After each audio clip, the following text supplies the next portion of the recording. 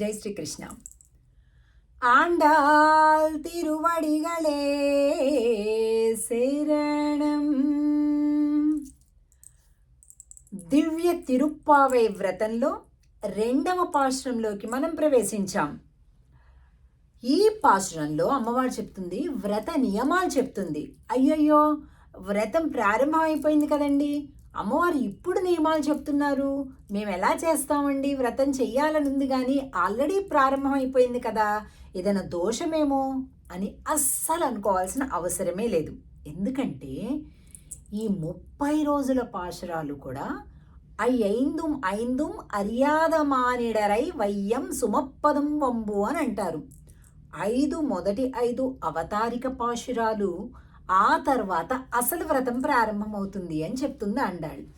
అంటే ప్రధానంగా తిరుప్పావై వ్రతంలో భగవంతుని గురించి ప్రేమతో పరితపించటమే వ్రతం. దానికి కాల మాన ప్రాంత భాష కుల మత భేదాలు ఏముంటాయండి? ఏమీ ఉండవు. చెయ్యాలి, స్వామిని ప్రేమగా మాట్లాడాలి, స్వామితోటి స్వామిని ప్రేమగా చూడాలి, స్వామి నడుస్తుంటే చూడాలి, స్వామి చూస్తుంటే చూడాలి, స్వామి కదులుతుంటే చూడాలి, స్వామి తింటుంటే చూడాలి, స్వామి శయనిస్తే చూడాలి. ఇదే తిరుప్పావై వ్రతం. పెద్ద ఇందులో గొప్ప వేదాంత అర్థం ఏమీ లేదు. అంటే లేదు అంటే లేదని కాదు, అంటే మనకి ఇలా చేయాలేమో అలా చేయాలేమో అంత కష్టపడాలేమో అలా ఏమీ లేదనమాట. వెరీ వెరీ సింపుల్ అనమాట. అలాగా ఈ తిరుప్పావై వ్రతం 2వ పాశురంలో ఎంత గమ్మత్తుగా ఆండాళ్ తల్లి చెప్తుందో చూద్దాం. వైయతు వాజ్వీర్గాళ్ నాముం నంపావైక్ செய்யும் கிரிசைகள் கேளீரோ பார்க்கடலுள் பயத்துயின்ற பரமன் அடிப்பாடி நெய்யுண்ணோம் பாலுண்ணோம் நாட்காலே நீராடி மையெட்டெழுதோம் மலரிட்டு நாமுடியோம் செய்யாதென செய்யோம் தீக்குறளை சென்று ஓதோம் ஐயமும் பிச்சையும் ஆந்தனையும் கை காட்டி உய்யுமார் எண்ணி உகந்து ఏలోరెంబావాయ్.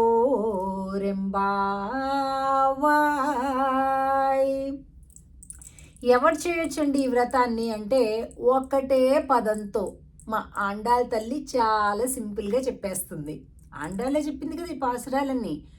వైయతు వాజ్వీర్గాళ్, ఈ భూమండలంలో ఎవరెవరైతే మేము సుఖంగా సంతోషంగా హ్యాపీగా ఉండాలి అని అనుకుంటారో వారందరూ కూడా ఈ వ్రతం చేసేయచ్చు అంది.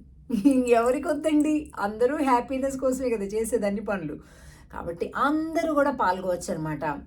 ఈ వ్రతాన్ని మేము చేయాలి అంటే ఏమేమి నియమాలు పాటించాలో చెప్తాము. కేళీరో, వినండయ్యా వినండి అంటుంది ఆండాళ్. పార్కడలు పయ్యత్తు ఇంద్ర పరమన్ అడిపాడి, ఆ పాలకడలి పైన స్వామి శయనించి ఉంటారు చూసావా, ఆ స్వామి యొక్క శ్రీపాద పద్మములను పాడాలి. స్వామి యొక్క ఇవే నియమాలు. స్వామి పాదాలను, అబ్బా ఎంత మంచి స్వామి పాదాలు, నీకు పాటలు రావనుకోండి ఇలాగే పాడండి, తప్పేముంది. భక్తి భావం కదా కావాలి. మనందరం లతా మంగేష్కర్ అయిపోతామా ఏంటి, లేకపోతే పి సుశీల్ గారు అయిపోతామా ఏంటి, ఏమీ లేదు. మనకి ఎలాగనిపిస్తే అలాగనమాట. ఆయనకి సింగర్సే అక్కర్లేదండి, భావం కావాలి ఆయనకి, అంతే. పాపం భావమే లేక అంత ఈ డ్రామాలు నటనలు చూసి చూసి స్వామి అలసిపోయాడండి. మనమన్నా కనీసం రియల్ లవ్ని ఇద్దాం స్వామికి. పోయిందేంటి, ఇచ్చిన కొద్దీ పోయేది వచ్చేది, ఇంకా ప్రేమ తప్పి ఇంకేముందండి కదా. అలాగా స్వామిని పాదాలను పాడండి, పాల్కడలి పైన పవళించి నిదానంగా నెమ్మదిగా చీమ చిటుక్కు మనకున్నా అన్నా కూడా పెద్ద బండరాయి పడిపోయినట్టుగా శబ్దం వస్తుందంట. అంత నిశ్శబ్దంగా ఉంటుందంట పాలకడలి ఎప్పుడు. ఎందుకంటే ఎప్పుడు ఎవరు తన్ని పిలుస్తారా అని స్వామి అలాగా ఉంటాడట. மையிட்டு எழுதோம் மலரிட்டு నా ముడియో, మేము కళ్ళకు కాటుక పెట్టం, తలలో పూలు ముడవం అని చెప్తుందండి ఆండాళ్ళు. ఎందుకో తెలుసా? స్ట్రైక్ అండి, స్ట్రైక్, స్వామివారి మీదకి స్ట్రైక్ అనమాట.